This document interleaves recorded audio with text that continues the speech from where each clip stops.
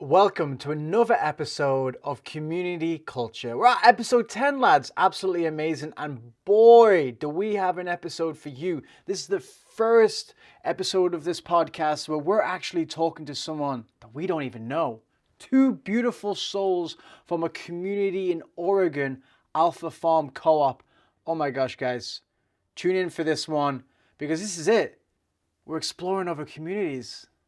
The artist commune idea is super interesting because it's like something we're kind of talking about like moving towards, because like currently we sustain our like income needs based off of doing the mail, which is like, not the worst gig, but sometimes can be a bit taxing on the individuals that are doing it because they kind of moved here to be doing like gardening and stuff. So we're talking about like, how do we transfer, because there's quite a few artists here, like our ways of going about the world into like sustaining the farm that way, less so like having a job. Right. Yeah. How does that work, that whole mail situation? Like you can just plug in, you have like a situation with your like local mail organization that you can be like, hey, this is our new guy or whatever, or how's it work? Like the community owns the contract. So we've been doing this mail route for about almost 50 years now. It's been like 49 years of holding this like specific mail route. And so as long as we get new people in, we just kind of have them fill out a basic application for USPS. And as long as they're under us and pass a background check, it's fine. Wow. Wait, so for 50 years, your community has been operating this mail route? Yeah. We got the mail route the second year of starting. Yeah, because they had all kind of moved here, and then like it was a fixer-upper, definitely for sure, but then like how do we do a fixer-upper with no income? And then it kind of just fell into their lap and has been like a really strong lifeline for the community, just to have like a basic sense of income that we could invest into our garden projects throughout. Yeah. And it was also... Oh, sorry. Oh. No, you go. I was gonna say that the name of Alpha came from like postmaster. The land here was like a post office back in the day, and the one of the postmasters named their daughter Alpha, and so they named the area after her, and so that's how we got our name. And so like the whole like origin kind of stems from like the mail, and so it kind of was interesting how it became like our main source of income also. Wow, that's wild, because I honestly, when I heard the name, I thought, is everyone taking steroids, doing ice baths, listening to, like doing boxing in the background, I don't know, like as a little better boy, I was scared. No, yeah, we don't really match our name, but it's kind of comical that way.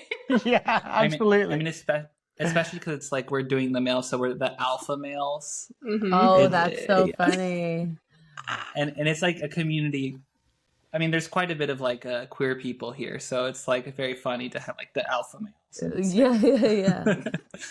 Wow, that's such a unique way to earn income for a community. I never heard it, and that's cool too, because I guess it's not that hard to like teach new people, and then so new people can jump in. And then also, do you meet a lot of your neighbors through doing that too? Yeah, it's a huge connection to the greater community. You get to know everybody's names, a little bit of their business, because you get to see their mail. But yeah, you definitely get to meet a lot of the neighbors. That's so awesome. It's also like a great contact point, especially because like this like region of Oregon, when they first came here, was very like logging industry, like maybe not super welcoming initially to like, oh, there's gonna be a bunch of hippies up at like Alpha, but like doing the mail was a way for them to kind of like reach out to the community, be connected to the community, and it helped them kind of like integrate and have people have maybe less cartoonish ideas of the hippies down the road. That's awesome. Right, like is someone going to be walking up naked delivering my package? It sounds like a porno in the making, but no, I'm sure it's all PG. So 50 years might ago, have happened before. You never know. There was a time period where there was some nudist folks staying here for a bit. So I mean, cool. not outside of the question. I don't think they did the mail that way, I will say. Yeah. Well, that's the thing. Like for me, like I've bopped around a bunch of communities, mostly in Europe, and but when I was in the Garden in Tennessee, which is like it's in the South, right? And that was the first community that I had been to that really held an importance on the relationship with your neighbors, and it makes so much sense. Like when you're out there, like living on the fringe, having the people around you have your back is incredibly important. And when sometimes you face the law when you're living differently, and having your neighbors like agree with how you're living and love you for it was super important. So I could imagine having like a mail route and all that kind of thing. But one of the things in Tennessee, actually, there's like a standard at the Garden that like to not be nude, and the reason why we have that standard is because of the local community. If they see people being nude, they're like going to completely reject it from their reality. And so like that's a way that we're trying to work with our community, our neighbors as well, by keeping our balls in our pants. Yeah, a lot of our neighbors stem from Alpha. Like a lot of the people around here found out about this town through this community. So like a lot of them are very familiar with like this type of living. So everybody's kind of like similar in that way around here. A lot of like just old hippie folk around the area that are also very open-minded in all ways. So it's very freeing to kind of just like be who you are and be accepted for it. And That's kind of adding on to that too, like you were talking about like being connected to that like outer community. Deadwood, very fortunately, as a rural community, is super well connected. We have like a community center that like the community built together. There's like a volunteer like firefighting team. And so I would say this community in general is very like interested in building community. And so us being a community, interacting with a community that's already in the larger community has like helped us like work for them, help older folks with projects that they've needed. And it's like building that network really has helped us sustain ourselves and sustain them, and like kind of like not just like building community in our little pocket, but like how do we broaden that word to mean even the next 300 or 400 people out. Yeah, So- absolutely. That's been like huge at the Garden. We've experienced the same thing, like because you have the resources you're all sharing with each other, but then also like everybody kind of can sometimes end up with something in abundance on their land and whatever, and so just moving all that around, I feel like that we've talked about like making like this across the country network of places that are share like different resources, but I feel like the local is even stronger because it's just so easy to like create those connections, and then they start benefiting you so directly. That's awesome. That's so cool that the community kind of shaped the area around it too for 50 years, like that. Now it's kind of left that mark. Do you guys know how many people like Origin, how many people originally went there to start this community 50 years ago?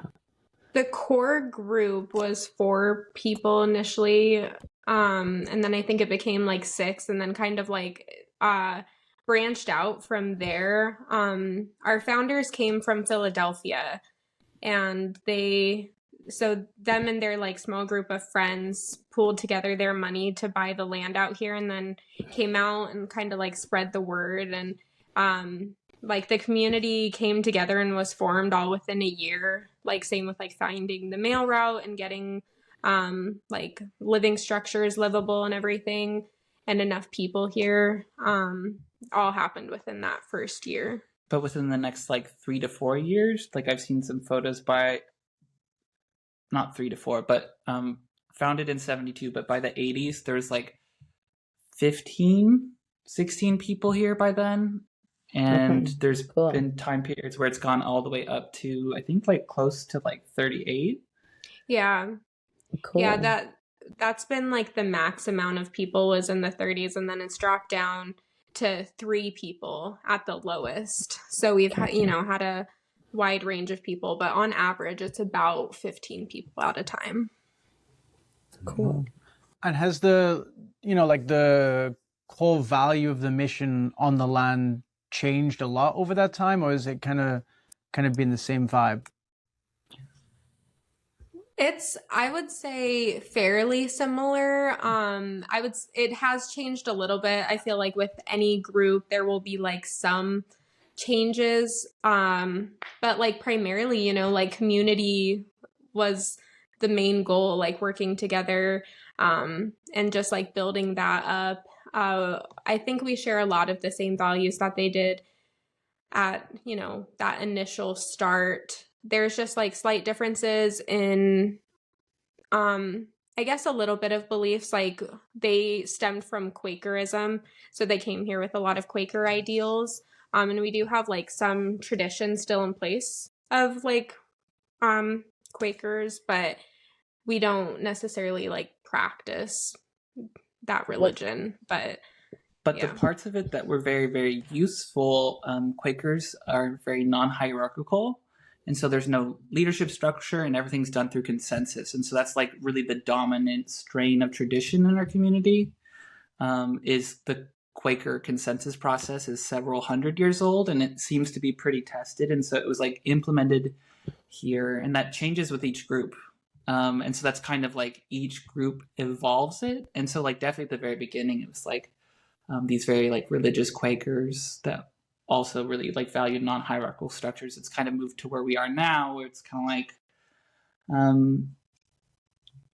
younger folks looking for like a very radically different future, looking on how to like collaborate in community. But like the emphasis always has been like the community is the project. Like religious and like political and social beliefs can be like periphery, but like that the community is the project. Mm-hmm. So what does the Quaker consensus process look like? Is there anything like specifically incorporated in the process, like your decision-making process today, that is specific to the Quakers? The only practices that are like strictly like connected to Quakerism is we do a moment of silence before our meetings for everybody to just kind of like center themselves.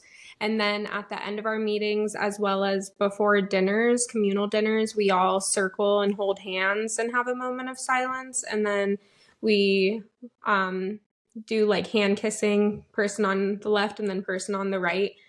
Both of those things stem from Quaker tradition and are still practiced. Wow. As regards to the consensus process, it's kind of very intentionally built to be like slow. And so like we have our facilitator who gets trained in facilitation in this like Quaker informed style. Caroline, one of the founding members, made a bunch of like guidebooks and like training modules, and she taught consensus across the country for a time period. Like she was like a very good consensus teacher, and so we kind of go off of that and adjust it to our needs. But other things that are specific to it are like we raise hands, and this like definitely like sometimes makes the whole process, it can be slow, but it kind of gives space and order to sometimes what can be a little bit like a chaotic process, and just making sure that maybe, okay, like I noticed that this person didn't speak up, I'll like say like, hey, like how's this side of the room feeling? I haven't really heard input, and slow it down, because you know there's just going to be people in any group that are maybe more vocal. And so trying to include those that have not voiced and just making sure that they have that kind of space.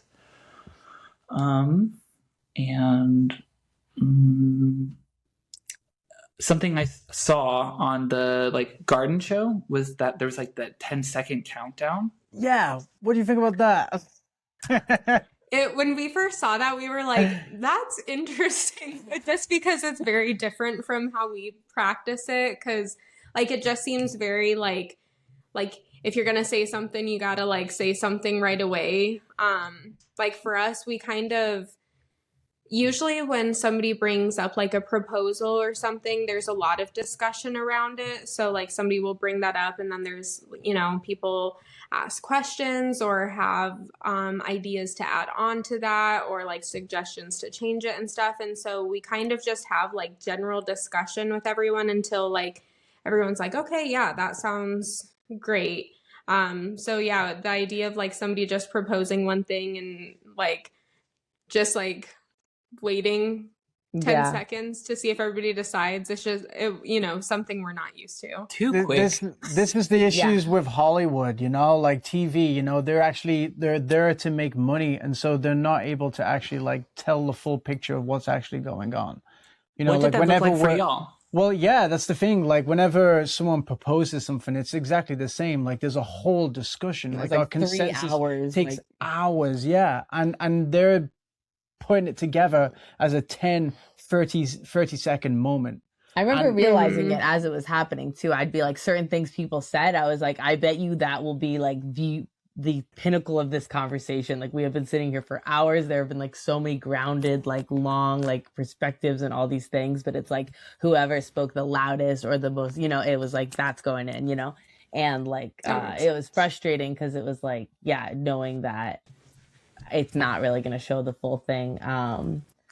But yeah, I mean, it's very similar. And it's funny. It's like they also, I remember, filmed a scene, I don't remember if it was in it, but of like the new people discussing how like frustrated they were by the consensus process, which is common. Like a lot of people coming into the garden normally are like, I can't believe you guys are sitting here for 3 hours and like talking about this like little issue, it's like it can be like they'd rather have it be structured in a way where it's just like someone just make the decision and let's do it, And so I kind of think that that's, I don't know. I also like that it's intentionally slow, and I like that it's built so much patience in me that I can sit through like a 4-hour council and be like, okay, but it's definitely like something that takes getting used to. Yeah, it's wild. I don't know, like, and the 10-second thing, like that's kind of like inspired by how Rainbow does it. And I think we're going to hopefully move away. Occupy. Oh, from Occupy as well. But it's the same, I don't know, maybe it's Occupy. Yeah, at activist sites. But it's also like, sometimes, yeah, you're kind of like afraid to say, to block, to say no. But in truth, like you would not get to the situation where you're proposing the thing, because there's hours of conversation beforehand to even get to that point. So in the show, it looks like, it's just like this 10 seconds, like, don't say anything, otherwise everyone's going to hate you. But in reality, people have been talking for a much longer time. But, that makes a lot more sense. Yeah, and I think it might even go better to say that maybe we should move towards more like a physically saying I consent kind of thing. Because when we're getting into these big groups of people, and people, this consensus process is very new for a lot of the people that we're doing it with. And so they can be afraid to voice their opinion, and to give that opportunity to say I consent might be better. And we're always trying new things, but yeah. Mm-hmm. Yeah, TV. That's something we practice with our consensus, is like verbalizing it, being like, like I consent or I agree or anything. Like just having that like verbal confirmation is really helpful, because like while like in the consensus model, like silence is technically consent in that sort of setting, I think the verbalization of consenting is a lot more helpful and really, I think, adds energy to the group as well. Yeah. Cool. Sorry, go. Oh, I was also going to say, like, with y'all mentioning like the 10-second process, I can also imagine just like thinking about how things are run here. Like, it's a very slow and like complicated lifestyle that like really you learn it through like lived experience. Like this is like a way of being.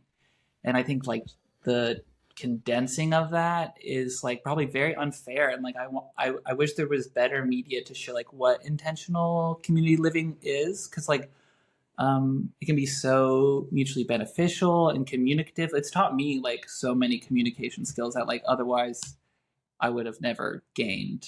And so I think like, what was y'all's experience like being there, feeling like you're monitored, and then like also like I can imagine that, did it interfere with y'all's community process? For sure. I think one of the biggest things that I remember, like you were talking to me the other day about like your visitor process there being like people come for a week and then they leave so that for a week so that everybody has time to like process and whatever and people can talk about how they feel and they can think about it and things like that before they come back. And that was something that we in the beginning we wanted to implement that at the TV show, right? So we're like all these people that are, you know, they're sending in, we're gonna just have them all leave. So we like avoid this, like we knew they wanted to set us up for this like dramatic, like we are gonna do this survivor type thing where they all, you know, do they get accepted or rejected? And we were like, we don't want that to be the plot. So we're just gonna do this. But then we realized that like just like the intricacies of our process and all the people there and all the relationships between the 30 different people there were never going to play out on screen. And it was almost like, we're like, would we be better off just like playing along with their narrative and making it favorable to what we want to show instead of being like, we're just going to do exactly what we would do normally, even though that might look bad in their shortened framework. You know what I mean? And we realized that, you know, I was explaining that to Tyler, like, oh yeah, we decided to do this thing where like everyone's gonna, and he was like, no, I want to stay. No, I want to stay. No, I want to stay. Like, I will do anything to stay. And I was like, shit, like this is not. And then I was just like going around everybody talking and, you know, trying to figure out like, what are we going to do? I don't want to like have this big fight in front of him where some people want to say like, I don't want that. Like they're setting us up for this whole scenario and blah, blah. And yeah. And it ended up just getting shortened into like something that wasn't really representative of like that day, you know. But yeah, it was a hard, like we were having to adapt really immediately to like what they were filming and what they were doing, and then trying to figure out like how to best tell our story with that, you know what I mean? And try and figure out what story we're going to tell. You know, like for them, it seemed like if we were like, you know, you can't be here, we were going to be the bad guys, right? Here's this, you know, willing person who's dedicated so much of his time. He loves the people here. He wants to be a part of it. And we're this, you know, we're the big bad bullies who are like, you are not worthy. And you know, for us, we wanted the storyline of, you know, anyone can do this. You know, like if you want to live this way, it's possible. So we took that approach. We decided anyone, you know, like let's just say yes to, you know, everyone, you know, because why not? And to hopefully the story play out that, you know, like if you want to live in community, if you want to live off grid, then it's possible. It's easy, and there's communities out there that like ourselves who are very willing and open to multiple types of people. But you know, the story really didn't play out like that. We were promised that it was going to be this brilliant storyline showcasing intentional community. Yet it was. I mean, we know in communities drama, but like we thought it would be a lot more about the process and everything. But you know, whatever. It's a bummer that they don't show the process, because I think a lot of people that I've talked to, because I have friends that are in like a nearby town, they're like, this seems so cool, and then they like watch that show and they're like, oh, I don't want to do that. And it's like they really skipped on all of these really beautiful moments of like shared human, like intentional communities. There's always gonna be conflict because there's people, but I feel like they really don't depict like the fullness of it and like the really rich depth of which like you really get to be with people, and like these deeply platonic meaningful relationships. And I think like skipping over that is like such a disservice, because I think like everyone is so hungry for community, everyone's so hungry for it. And kind of go back to one thing that you had kind of said, like that, yeah, maybe like this one intentional community, like I think people are worried that like, oh, if they go to one, it doesn't work for them. But it's like dating. Like, yeah, you have to try out these different ones because they each have their own little style and they're each culture. And it's like figuring that out. It's not going to be a perfect match each time. And so just like finding out if your needs and that community's needs like can line up. But I don't feel like the show did anything to demonstrate that. Yeah, that is, though, I feel a lot at the garden, like that is is the hardest part, is having people understand that a lot of people will come and be like, no, I want to stay here like this, and let's also change it to make it like this, because then that will work for me. And we're like, maybe this just isn't the place for you.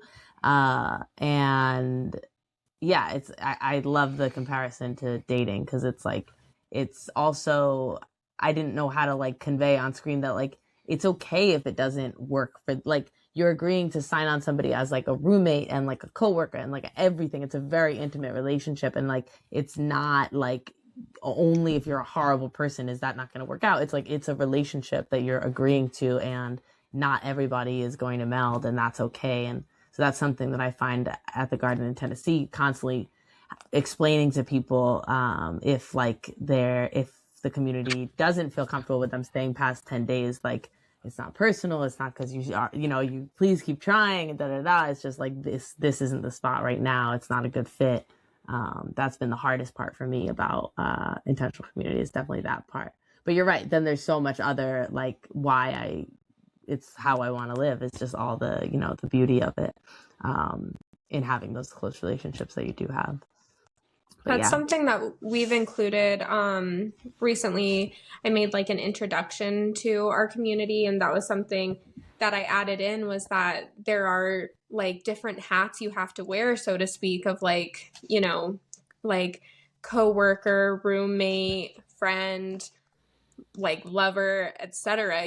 Like there's lots of different roles that you can play in community, and like having to like switch those hats like as needed, because sometimes like your connection to a person in one way like might make a relationship very difficult in a work sense or something. And so yeah, being able to like navigate those different relationships is really important in community. And another thing we've talked about recently too was wanting to connect more with other communities, like when people aren't working out, to like offer them like, oh, you might fit in better with like this community that we're connected with, and like just trying to find like a right place for people, because often there is a lot of hostility from people that are at, we ask somebody to leave and they of course don't feel great about it, but like you were saying, it's not anything personal. It's just sometimes it doesn't work, and it would be nice to kind of like offer something like, hey, you might work better here, but it's, I don't know, it can be challenging. I haven't figured that one out quite yet. We want the same thing. Yeah, we literally talk about the same thing all the time, but it's exciting to hear from you two, because there's 12 people at Alpha right now, you said? Or yeah. Mm-hmm. That's like, I know that there are like other of those size communities out there that we just need to make, like, I think of like the big ones that I know about when people ask, but I'm sure a lot of people get sent there, so they also have, but it would be really cool just to connect with more of these like 12 to 20 person communities that I know are tucked away in there, and have like that social network of like, we talked about it being like it's like a pressure release valve of like, if people are not working out somewhere, it's not just like, okay, back to what are you going to do? We're going to have to go back into society. It's like, no, there's other places you can bounce between. And sometimes it could even just be like a breakup, like there's like, I've seen communities that have really fallen apart because of a breakup, like a, 10-year relationship and then it's like all their friends of 1 and 2, and they want us to live together. And like, so having that space, of just like, okay, we can still be in the same, like, kind of like family, but in these different spaces, I think is like a nice vision of networking more with these communities. With y'all's vision regarding this, I think and this is a passing conversation that I'm remembering, so don't quote me on it, but like someone was talking about like a federation of communities that like, I don't know if this exists, but just basically that like it would be a connected network, almost like a union. But like, what are y'all's approaches? Are y'all kind of like looking to do this, like interconnect these communities, or have you heard any projects like that? I'm just not familiar. Yeah, I guess we've been trying, but it's really difficult to go to other lands and other communities and be like, hey, like, what if like we work together? And that comes with like a whole a whole bunch of issues that it's hard, it's really difficult, even though like we can go there, we can visit, we can hang out. I mean, in my wildest dreams, I think it starts with trade. You know, like there's East Wind or something, right? That they provide us with peanut butter, and that connection right there is really important. And if we could keep building these networks of trade, I'm sure it would help a lot. But you know, for the garden to be, it's the open space, right? Anyone can show up to the garden at any time. That's sexy, and if we can be that for a larger, greater, you know, amount of communities that they need a place to come to, they can come there, cool. But it's been difficult to really create that strong connection with other land projects. And so like our tactics thus far has just been to buy more land. And now we have 4 pieces of land where we're creating different land projects from. And the core values of each of these lands, though, are equality, sustainable earth stewardship, autonomy, and peaceful cooperation. And that's like these 4 lands, and that can also grow, but it's just kind of like a core base. If you uphold these values, then you have access to these lands to grow and create however this land wants to be. And so like we're just thinking, well, if we just buy it, then we can just make it happen, because it's really difficult to go to lands that already exist and be like, hey, why don't we share this? And we're just, you know, they don't even, you know, how can they trust us, you know? So we're thinking we may as well just start it from scratch until people trust us, I guess. I mean, I think that's such a super cool idea. Like, Caroline, the person I met who was a founding member, she was going around teaching consensus, but there was also the vision of maybe like using the alpha model and like getting more land and just creating more spaces, because like as much as like there's been points in which alpha like had 3 people, I think if this like model and like what y'all are saying, just more spaces and better like information about intentional communities, which is what I see y'all doing, which is super cool, because like there's not very much media about it and people get very concerned about like cults or whatever. But like I really do think like part of the way that we can like renew our relationship to having a relationship with Earth is this. And that's so cool that y'all are like making those spaces, because that's honestly the hardest part, is like the initial investment in getting that space. And maybe like creating some sort of like group of people that could be like advisory boards from a bunch of different communities on like how to get those running. Mm-hmm. Yeah. That was the vision with the TV show land. That, you know, like that's what we actually, we're reaching out to a bunch of different communities saying like, hey, let's work on this TV project together.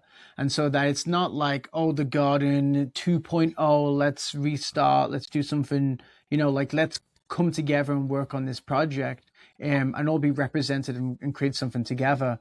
And so that land right now is in a land trust, but, you know, we have a new nonprofit that is kind of like running that with influence from other communities, but the more the merrier, you know?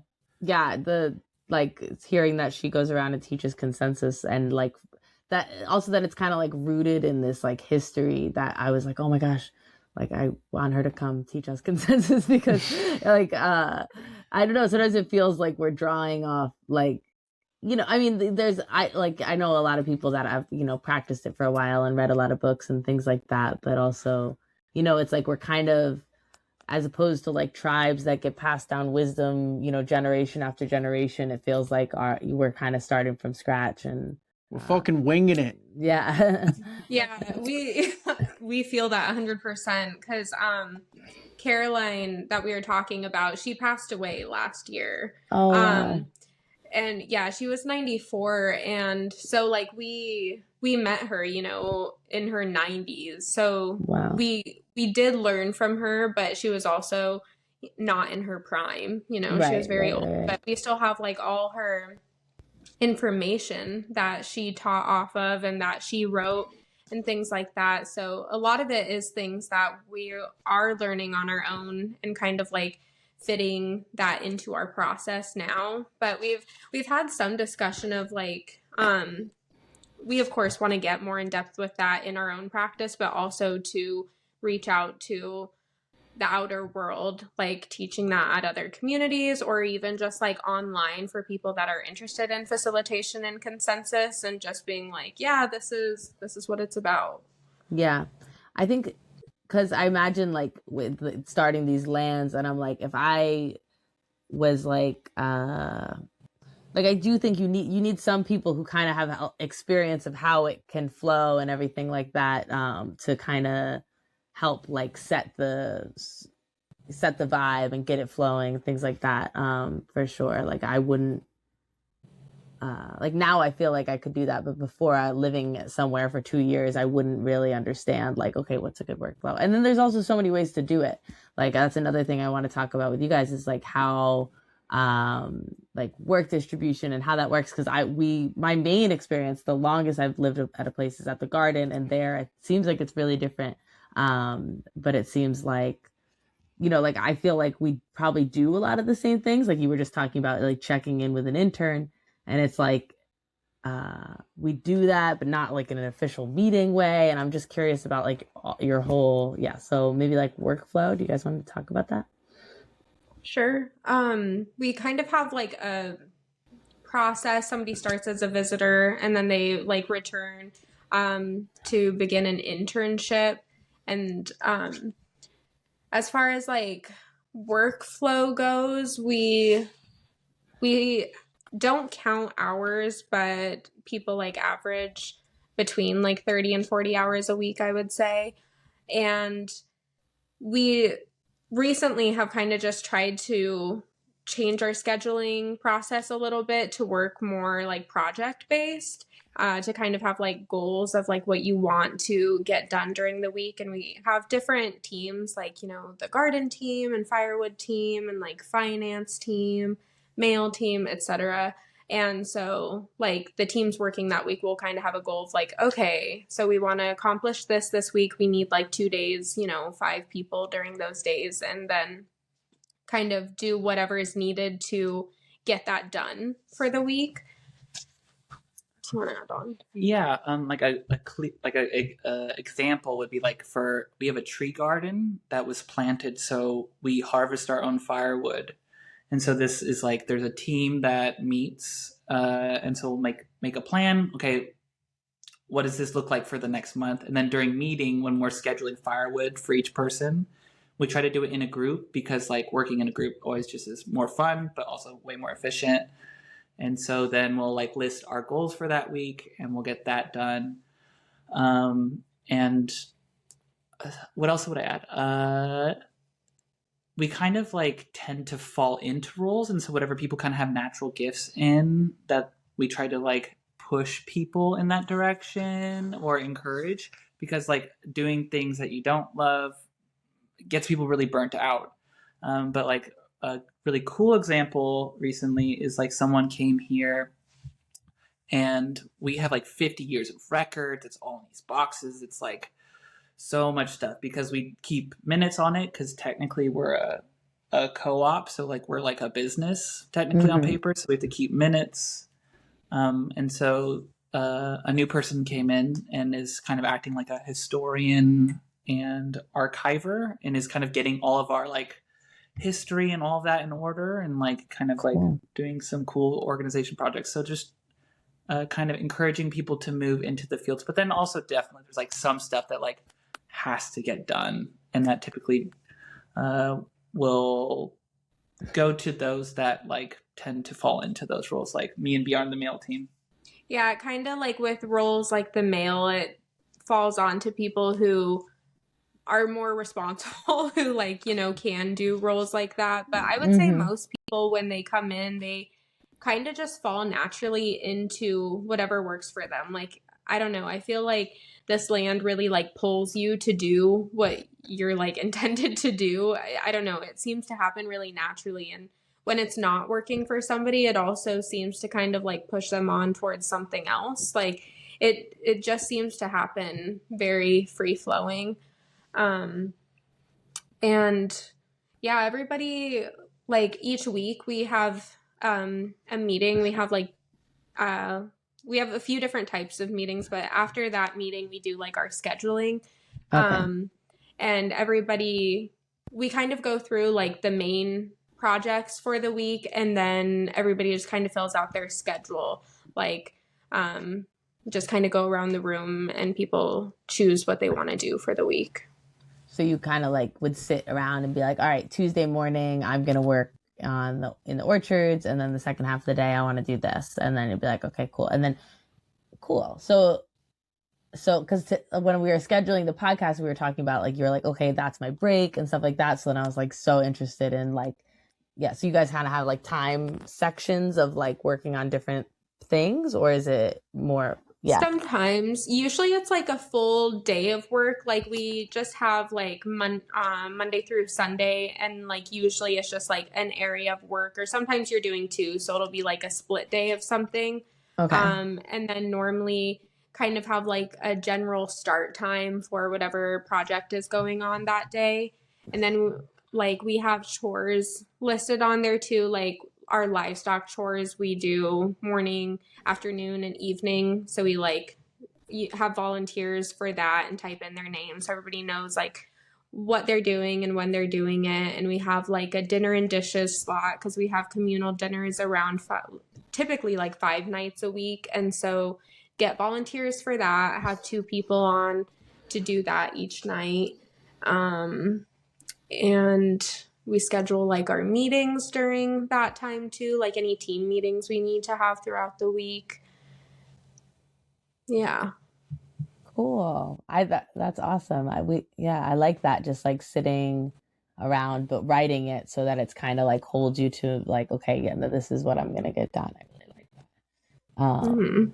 Yeah, the garden is, there's a little bit of that, but it's like, travelers, rainbow kids. We're literally winging every moment that we breathe, like it's just happening, and if it doesn't happen, then there's a big pile of dishes, and it just somehow it still works. It's been going on for 15 years, so it kind of works, but it's disorganized, but also there's beauty in that sometimes for certain people, right? And that's the thing, like we're all out here trying to find a place that works for us, and we're messy. Whatever works. Yeah. We definitely. Sorry. Oh, I was just gonna say we definitely work better with structure. We found that out and kind of try to like implement that to kind of keep things going. Because like you were saying, it's like, oh, if we don't have that, there's like a pile of dishes that stacks up and stuff, and we yeah. The amount of times that dishes has been a topic of meeting has been, it's ridiculous. So we try to like fix that.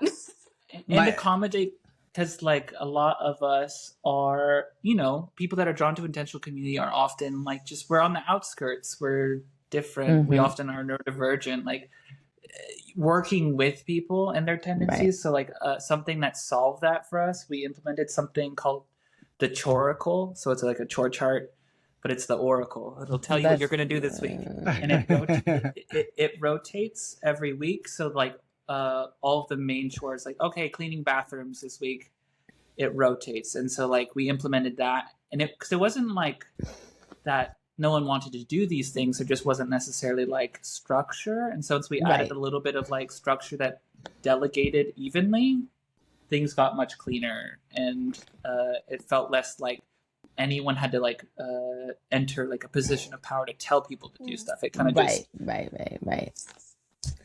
Yeah, I like that. I remember one time someone coming who had like this whole system on like a PowerPoint and wanted to implement it. And I was really into it. And there was like 5 other people that were really into it too. It was like a popsicle stick method where we were going to take popsicle sticks every day with like different chores and stuff.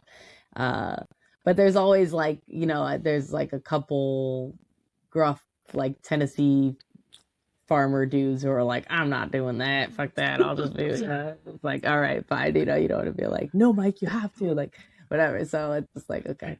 But I like that system that you're talking about. It sounds really chill, where it's like no one's making the schedule for you, but you're all figuring it out together. And you just turn a big wheel. That's so cool. The chore. Yeah. Yeah, that's beautiful. Yeah, I like that a lot. Wow. I'm interested to try out a community with more structure after living so unstructured for so long. Because I like, there's parts of it I like. I was like scared, like when certain people would bring it up, because I'm like, but like if I had to do that at that time, then I wouldn't want to do it. Like I like being able to just decide I'm gonna cook dinner, and then or whatever. Like having no stress of like people are expecting me to cook dinner tonight. I'm just like I'm cooking dinner tonight.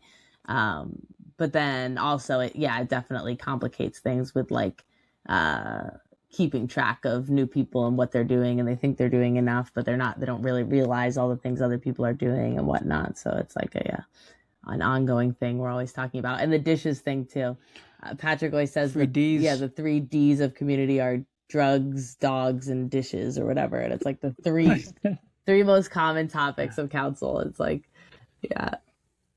And there's always new people coming to the garden too. So it's like a new person will be like, I want to talk about my new dish system. And we're all like, no, or whatever. It's like, we don't have dishes. There's been so, it just revolves, like everyone has their own dish. No one has any dishes. We don't have dishes at all. We just eat from the cardboard that we get from the dumpster and then we burn it. Yeah. And also, like, there was a new one that Patrick for the gathering. But you see, the thing is, we don't have a tree garden, and I actually really want to hear about the tree garden because at the garden, we're pretty reliant on our neighbors for wood, but especially a lumber mill. So we have a lumber mill like 20 minutes down the road, and it burns so much wood every day because they make these offshoots, these scrap pieces. So the garden's been built up over these, recycled pieces of wood that would otherwise get burnt. But you can also use them for firewood. And that's so much of the garden. Garden's like 20 acres. And so how does it work? What is the tree garden? Like, how many acres is it? What kind of trees have you got there? What's going on? Can I circle back to what Julie said really quickly? Yeah, please. Garden? Yeah. I've just been I've been waiting about the tree garden, but I can wait longer. I can wait longer. The structurelessness is also something I deeply appreciate. Like, I think I don't want to have another, I moved here to get away from hyper structured. So we definitely do our schedule, but say your needs change and you're not feeling well. Okay, I'm going to go to housekeeping today because actually my body's not well. There's a lot of flexibility. It's not you have to do this. It's just, it's nice to we provide the structure and people adapt to as they're moving through the week. That's awesome. Or if someone's like, hey, I need someone to help me cook dinner. I had a really bad day. And so it kind of gives people the structures there so that we can sub people in and out. Yeah. And things generally get done, but it gives people space to be I'm not going to do that. Or I'm going to take vacation time because we get a month of vacation time each year. So yeah, structure, but accommodation. But to move on to the tree garden, do you know how many acres? I think the tree garden is 2 acres. Well, maybe a little bigger. I think it's 3 or 4. Maybe That's not that big. Okay, I was expecting a lot bigger. That's cool. That works for a lot of lands. Yeah, because honestly, we have the tree garden, and while we do harvest from it, we get a lot of our firewood elsewhere from trees that just fall in the forest or on the roads and stuff. That's where we get the majority of our firewood. But we have 280 acres of land, but most of it is on easement. So there's a lot of it that we just leave for natural habitat to protect spotted owls. But yeah, I would say I feel mostly from our tree garden, we just harvest poles for building. And then the majority of our firewood is got from fallen trees. Quite a bit of scavenging, but also initially when they planted the tree garden, maybe not enough research went into it, but they planted a little too close. So that's why they're a bit thinner. So we're thinning the poles this year, but then there are some bigger trees that we've fallen and harvested, but the poles are what we're doing to thin, and then we're going to replant to a more appropriate spacing so that way the trees can get larger. But the general idea is that we harvest from there and replant and try and expand that and make so that way because it gets not terribly cold here, but that's how we heat our houses here. Mhm. And we do Wood have stoves. long winters, so yeah. Yeah. But as far as your question as to what kind of trees, it's mostly Doug fir. But we also have cedar and maple and alder. But I would say the majority of the trees out here are Douglas firs.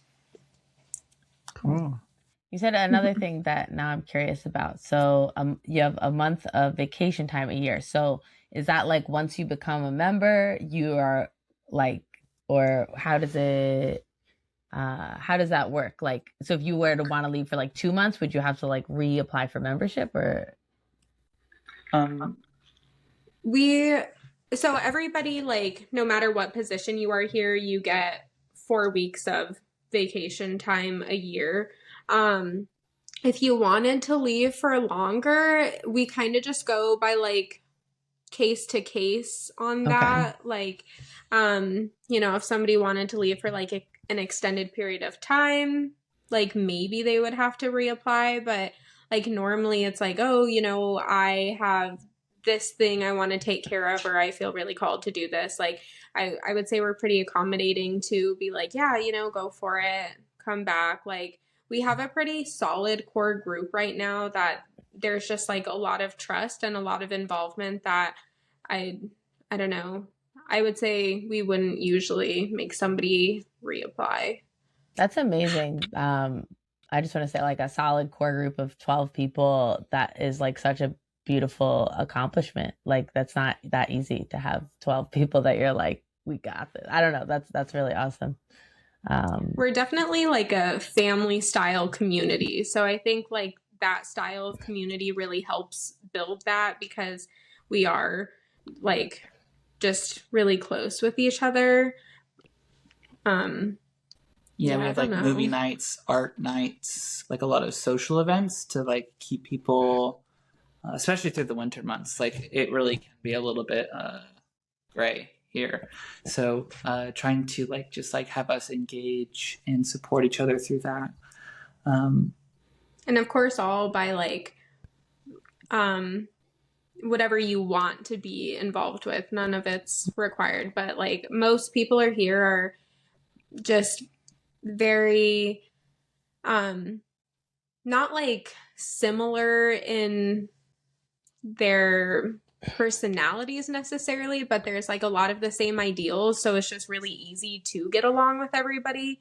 Also makes our meetings really smooth. Like a lot of us are just like kind of all on the same page, same values. So yeah, right now everything's just been like really smooth, and it's been really nice. That's awesome. I think kind of in combination to one of the earlier questions that was just asked, like with vacation time, I think one thing that we really value here is like in the outer world, like you have a job and like a relative dies, like you can't take time off. Like you are cut off from like a very basic human right to grieve. And like I think we try to give each other space here for like those events in life, like go home, like go grieve, like we'll cover your work. Like there's a very deep understanding of like allowing each other to actually get those human moments. And I've found it to be like such a relief, like to be able to go, my sister had a baby, like to go there and like be there and not have to worry about like my job, Yeah. That's like awesome. I had 5 people in my life die this past year, and like I went home like each time to be there and stuff. And so like I ended up taking probably like, I don't know, 7 weeks of vacation this past year. But like it's not an issue, just because usually as long as you're kind of keeping up with what you're doing while you're here, that's recognized, and it just, I don't know, it doesn't become an issue. I think the word that is like a shared value that I really appreciate here is reciprocity. So it's like whatever amount of time, like because like B puts in like a really high labor for like the office and our organizational stuff, and like B really is a machine. Like B is so wonderful. And like yes, like, did it technically go over the like 4 weeks? Like, that wasn't ever really a question. Like, bees like demonstrating like Right. love for the community, and so we can reciprocate with that time and space. So it's like a general framework, but it's like super fluid. So that's awesome. Mm-hmm. And how does that work with like the living situation? So you have structures that you're sleeping in or sharing, you know, like if someone goes, or is it like whose is it? You know, how's that all work? We have a practice that everybody has their own personal space. They're entitled to that. It's like a basic right that we implement here. So everybody has their own room or building. We have a variety of different living places. We have 2 main houses that have 5 rooms each, and then we have 6 like standalone buildings that are cabins, yurts, cottages, like those sort of buildings. So yeah, everybody has their own space of some kind. and no one owns the land individually. We how would you describe the ownership system? Alpha owns itself. So whoever is a part of Alpha owns the property, and like legally speaking, it's the members of the property. So like right now there's 3 members, so we're technically like the shareholders of the property. It's very funny to consider myself a shareholder in like a corporation. Yeah. It doesn't really feel true, but that's kind of the way that like government can understand what we're doing for like tax reasons and shit. So especially because we have the mail contract, it's like it's the framework we have, but it also allows us to never have one person owning the land. So like I'm a member currently, but like say I'm going to move away, I would sign away my members' rights to the my ownership, and that gets passed along, so that way no one owns it. It just keeps getting passed down. And we always keep 3 members in place so that there's never any like controversy of like disagreements about selling the land or like making membership decisions. So there always has to be at least 3 people in that position. Are there any, so Caroline passed away, she was 94, and she was one of the original founders. Are they all passed away now, the original 4 founders? Yeah, she was the last one. And she was here up until the day she died. We took care of her in her last few years, but her husband died about a decade ago, I think it was. So yeah, she was the last one. And so now, like, what's the age range of the community at this point? Youngest is 20, and then I would say 77, I think. Yeah. Is our oldest member. A few people in their 30s, probably most of us being from early to later 20s. And then like our core group is between the ages of 20 and 33, and then we have 1 person in their 60s and 1 person in their 70s. Cool. Yeah. Cool. And with like Caroline in that process, like it was really cool to enter the community and kind of have her pass down her wisdom. But then I'd never lived in like an intergenerational community like at all, like in this way. And then to provide hospice care to like someone that you befriended for a couple of years and like engage with death in this very real way, I think like is like, when I see how older folks live in this country, like so lonely, isolated, away from community, like seeing that was like something that like I know is maybe a bit a ways, but like seeing community as being able to support and like include and like get that wisdom that we had talked about, like not being passed down, like to actually, how do you build a community that supports that? And so it was very helpful to have her. Yeah, it's a very close relationship with stuff like that. Like we have, Alpha has its own cemetery legally.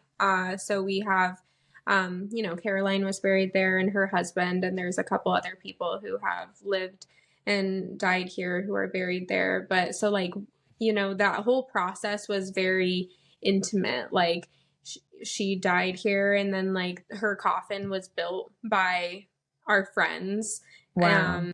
And I dug the grave. Yeah, like the Wow. grave was dug, we like lowered her, you know, like the whole process was done by us, and that was something that was very unique that like I've definitely never been that close with that sort of experience before. So yeah, it's very special to experience something like that. Wow. That's so beautiful. I've never heard of it. Like that's something I think about a lot with the community too, is that how important and special that is, like to, you know, grow old and then have people that are continuing the community and also there to look after you and there to learn from you. It's so beautiful. I feel like proud of her that, you know, like that it's like, you did it. Like she, like the community's going, you guys are here, you're doing it. And like, that's so awesome. And yeah, wow, that's really, really awesome. And we also allow older people who, you know, have been here, they kind of go into like a separate category that we call sanctuary. So that like we just kind of like take care of them in their old age. They're not like expected to do anything. They're just, you know, we care for them in their old age. Nice. Yeah, I was just gonna say, that's why I'm so nice to the younger folk in our communities, because I know one day I'm gonna be so old that they're gonna have to wipe my ass, and I'm gonna need their help. And we forget about that, you know. I mean, we all in our society, we rely on money, our retirement plan, so I can buy an RV and go be alone and go in a campground. You know, that's not. I mean, sure, that is living technically, but like, you know, for most of human time, we've been in these family vibes where we had our younger people looking after us, and that was the way we were going, you know? And it's a good flow, and it's even more beautiful that we're doing it, not just now, but we're doing it out of the bloodline, you know? Like we're seeing another human and saying, we are family, you know? And it's fucking rock and roll what you guys are doing. So fuck yeah. Thank you. I agree that I think that is the next point in like human liberation, is like expanding family to everything. Human family, and How do we become family? Yeah. Because fuck bloodline. They're mums and dads, they're too crazy. They're too crazy on mums and dads. Sometimes, for sure. I don't know. Oh my gosh. Oh my gosh. Wow, so we're gonna become an intern, huh? How are we gonna get in? I want to go join. I want you guys to bury Sounds me. Amazing. It would be cool if you guys came and visited. Yeah, for sure. We're definitely like looking for visitors. Like it's like we don't necessarily like want to put our name out too much, because like we like maybe saw like how TikTok, like the internet is just a chaotic place, very unpredictable. And like people just aren't very generous in interpretations, and so we want to be able to like people seeking community to see that we are a community and like see if it fits. And like we have a visitor process that you apply online or you email us, and then we send you an application. And as the visitor coordinator, do you want to go over it a little bit more thoroughly than I could? Yeah, we just like anybody who's interested, we send them an application and they send it back, and it's very rare that we deny anybody a visit. Usually everybody gets approved for a week visit. They can be shorter or longer if like needed. But yeah, they come and do the visit, stay a week, leave to allow reflection on both ends, and then kind of go from there as to what their relationship to the community looks like. Awesome. Wow. Yeah, cool. Sorry, you go. Oh, because we even have people that like come and visit, and they really enjoy it. Like someone was like a writer, and they came and visited, and then they became like a friend of the farm, but didn't necessarily have intentions of like living here, but would often like to come and visit, and they help us out with our work for a week, and then they go back. And so like we're very open to visitors, just like through the visitor process, because like people showing up randomly, I think sometimes people forget like yes, we're a community, but this is like also our home. Yeah, And it's absolutely. kind of sometimes a little bit. We try to encourage that structure of the visitor process. It just kind of yeah, a little bit more. I totally understandable. Yeah, it's really exhausting to have people showing up to your home all the time.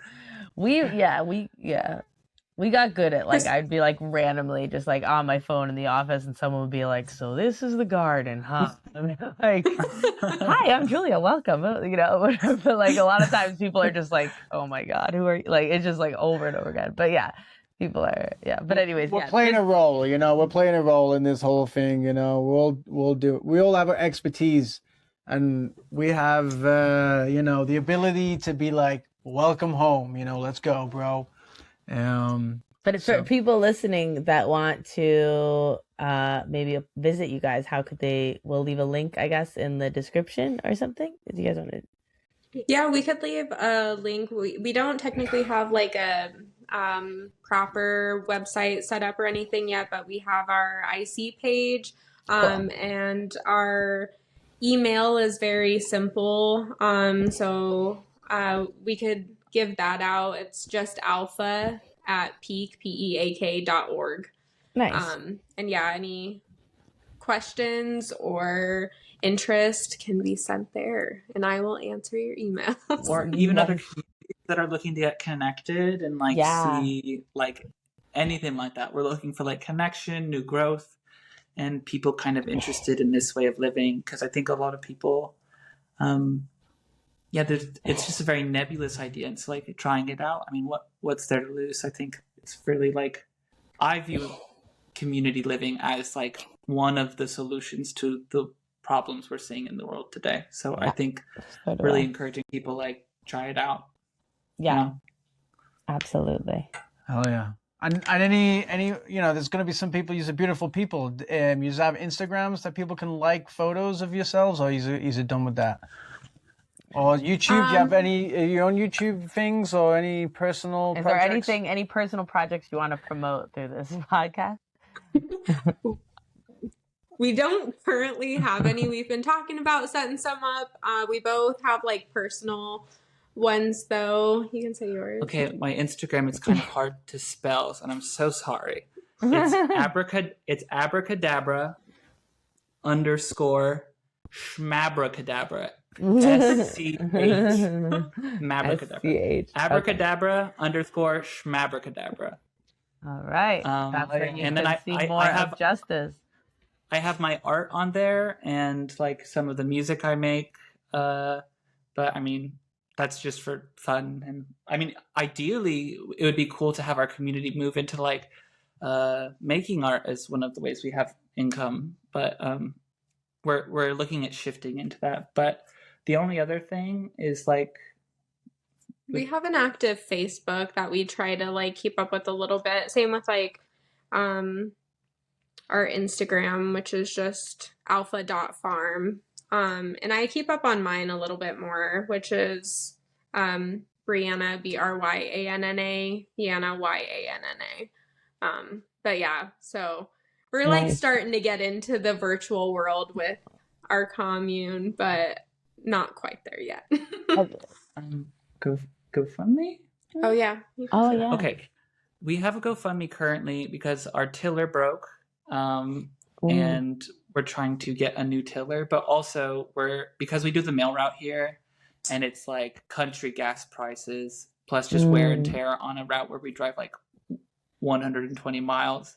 We're looking to like save up and invest in like a hybrid or a like electric vehicle to kind of like have that maybe be more in alignment with our needs and values. And also just a safer vehicle, because like the way we have been doing the mail is just like kind of insane. Like to try to briefly sum it up, like we have like one Ford Ranger that's like converted, and it's just kind of like hippie rig converted to like a right-hand drive. And then we also were like driving in a Camry that we took like the middle console out, and like I learned how to drive with my left foot sitting on the middle console. Like it's just not an ideal situation. So we're like, wanting to get like a proper car to Nice. make things better. Wait, so you have like a European car, basically, right? On the right-hand side? Well, we actually do have like a Japanese Mitsubishi car that's right-hand drive, but that one's currently kaput. Yeah. So Got a couple funky cars. So we actually have quite a few broken down right-hand drive cars. But it's just hard currently, like with like the model of how we're sustaining our community to like feed this many people off of like, is it okay if I disclose how much money? Yeah. Like around like $46,000 to feed all of us, our housing, like taxes on like this much land, like we make it work, but it also doesn't, like, we don't have that current capacity to save up to invest in ourselves and getting that kind of safer vehicle. Like it's always just kind of right. That makes sense. Yeah. Jerry rigging. Yeah, we're yeah, jerry rigging at the moment. Yeah. Which I love, and being resourceful is so great. But we're also maybe trying to get something a little safer too, because the roads out here were like, it's like rainforest roads with like cliffs and oh wow. Yeah, no, people pass every year. It's so wow. That's if we're gonna plug anything, maybe the GoFundMe. Yeah, for sure. For sure. Wow. Save lives, guys. Fuck reindeers. Santa Claus is out. These guys are the real present givers. Support them. Community influencers. Let's make it happen. You know, like this is the new Hollywood, baby. The people who care about the next generation. I don't know, what am I saying? All right. Love yous. Appreciate it. All right. Thanks so much for talking to us. Thanks for having us. Y'all are so cool. I really want to come visit sometime. I don't know when we'll be out in Oregon, but I really would love to see it. And you're both really awesome. I'm really happy that we know each other. And I feel like now this is giving me hope too for like how this podcast can be a way of like networking with other communities. Like just through an hour conversation, I now feel like, okay, I understand like this place and we have like a connection now. And it's just like through that, it's also, that's beautiful. I want to be alpha. I'm ready. Awesome. Thank you guys. All right, we're going to go to bed. Evening, y'all.